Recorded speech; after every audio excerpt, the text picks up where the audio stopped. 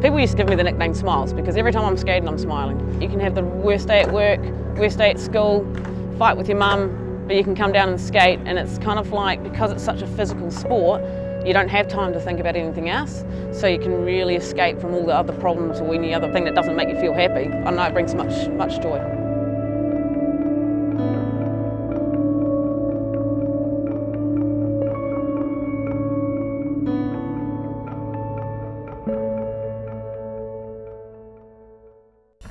Definitely when I first started skateboarding, it wasn't encouraged for the girls. My mum and dad were very anti it. They said, you're a tomboy enough as it is. But I still wanted to come down. I came down with my brother for a few years learning how to skate.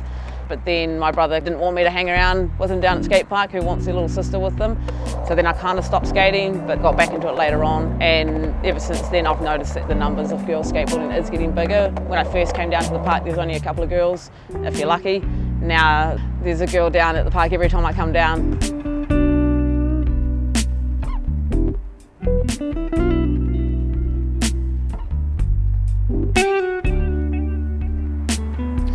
To see a female skateboarder representing New Zealand in the Olympics would be actually really cool. I'd probably cry, to be honest. I nearly cried just watching any girl in the Olympics, to be honest. Like, just seeing that they even had a women's division that was not expected, and to see them actually throw down just about as good as the guys. I mean, they're pretty up there, and even half the boys are going, wow, I can't even do that. Which you get that as a girl. Every time you go to a skate park, you always hear one guy go, oh, I can't even do that. But they're going to stop saying that because they're going to be more like, shit.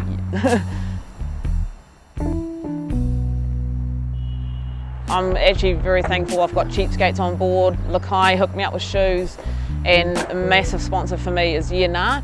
They've helped me to cover travel to get to all the different competitions, because there isn't really many competitions in the South Island, so it does involve getting on a plane, travelling a little bit, and they have actually been a massive name in competitions for equalling the prize pool between the women's and the men's division.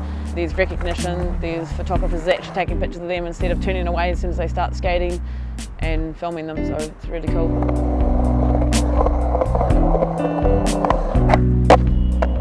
So I did hold a national title for 3 years.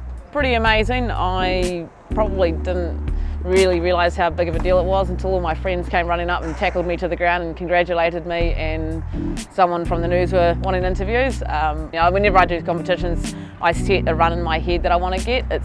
I don't really look at other skaters and compare myself to them. I'm just kind of going out there to do my own thing, and if I land the run that I plan to do, I'm pretty stoked. Whether I win or lose, it's quite cool. But winning, of course, was pretty amazing, and then coming home with $2.5 was even better.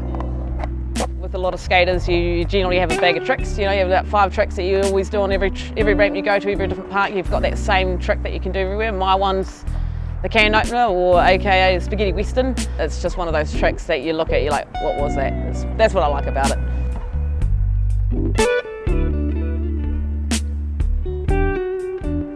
Yeah, injuries are definitely a big part of skateboarding. I've broken both wrists, elbow, leg, 3 ribs, definitely my head before I owned a helmet. I don't know, something keeps you going. I broke my leg, and all my workmates said to me, oh, that you're done for skating? And I was like, nah, I'm counting down the days before I can get back on the board. So I know it just depends on how you take it, whether it puts you off or whether it pushes you to go harder. With me, if I hurt myself doing a trick, I'm more determined to get it. There is a saying out there that a few of us say, you ain't jamming if you ain't slamming. My future in skateboarding, I'd like to see myself coaching. I have done it for many years, but I have been given the opportunity to help the Olympic team to get up there, so I'd love to be going and doing those skate camps that have been happening for the Olympic team. I'd love to actually open an indoor skate park and do coaching there as a bit more for one-on-one lessons. I mean, I'm getting older, so I can't keep skating for years and years, and I know this, but I'd still love to be able to be still riding my board. I just not really going to be competing. I'm going to be more coaching and just hanging out and skating.